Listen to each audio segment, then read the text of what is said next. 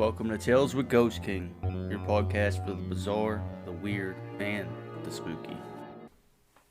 In this episode, we go to Chicago, Illinois, continuing our Route 66 ghost tour. This historic town, Springfield, Illinois, is home to several unearthly spirits. This one happened to be one of Abraham Lincoln's homes for years. Many spirits are said to haunt this town, with the most famous of them is thought to be that of Abraham Lincoln himself. With over a century of legends, he's said to still lurk around his tomb, which is now a historic site in Springfield. Since his body arrived on May 3, 1865, the sightings of his presence began to be reported. Before being placed in a receiving vault in Oak Ridge Cemetery, the body laid in the Capitol the night before. He remained there until December, when his remains were then moved to a temporary vault. This site was close to where his new proposed memorial site would be constructed. Even though the memorial building was unfinished in 1871, the body of Lincoln, accompanied by his three youngest sons, was moved into the crypts of the unfinished structure. For many years, the construction on his permanent tomb continued.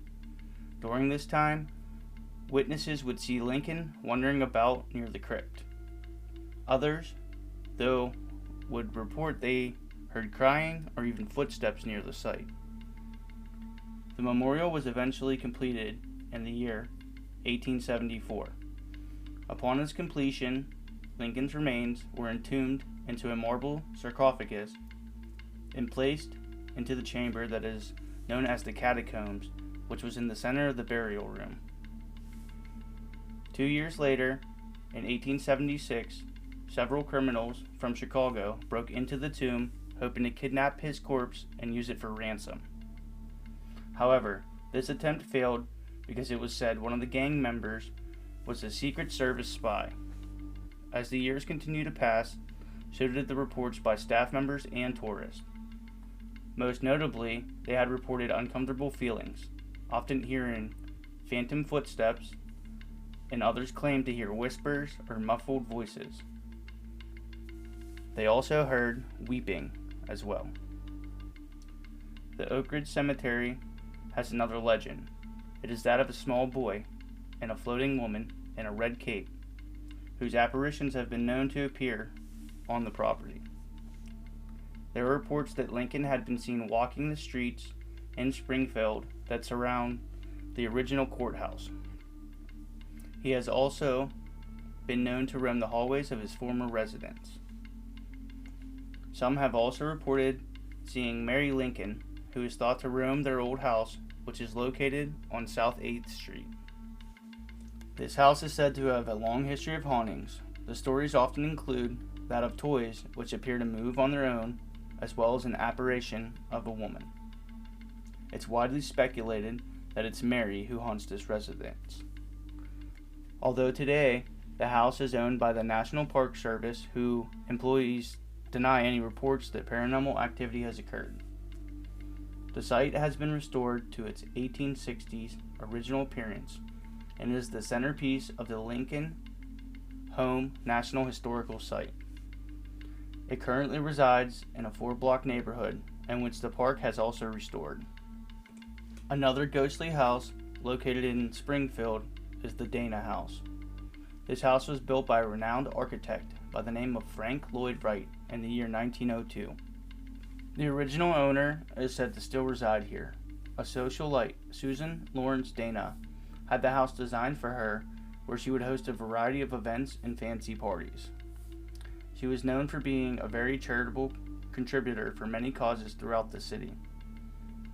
Upon the completion of her home, tragedy struck, and many of her family's death forced her to turn to metaphysical and mystical religious groups to confront her during these trying times.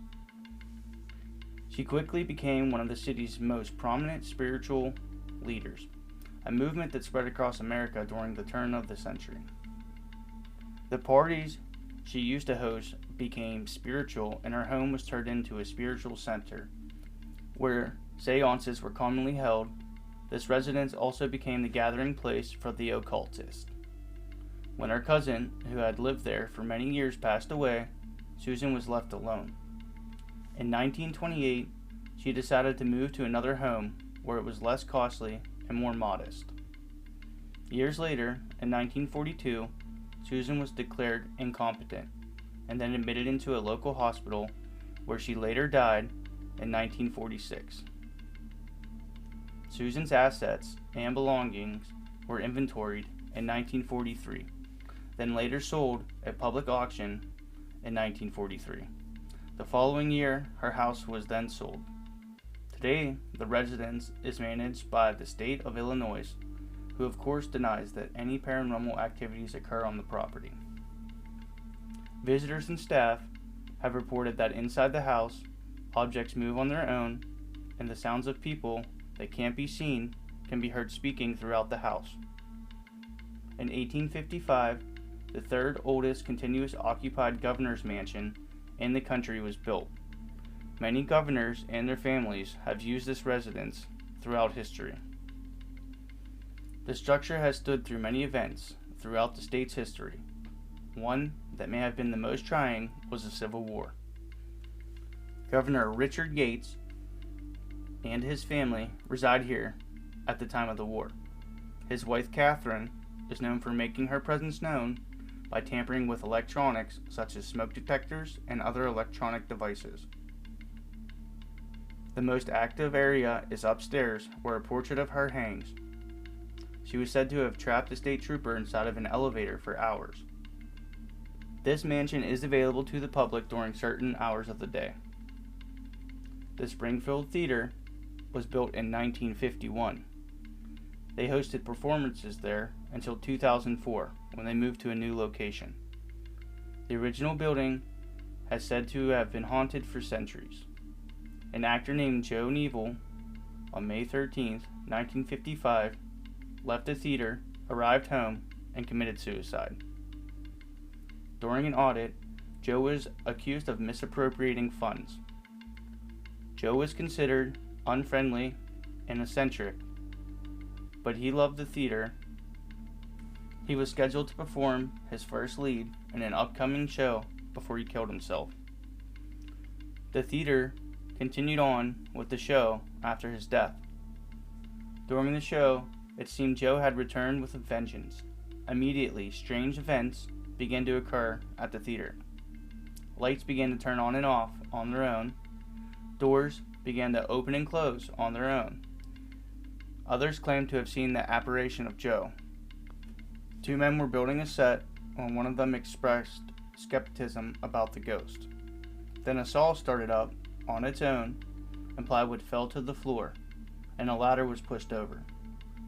This is the most common thing Joe does. He tampers with the stage. He liked to move objects and steal costumes. He once was said to even held the hand of a girl while she crossed an empty room. This is part 2 of our Route 66 Ghost Tour. Check back every Thursday at 7 p.m. for new episodes of Tales with Ghost King.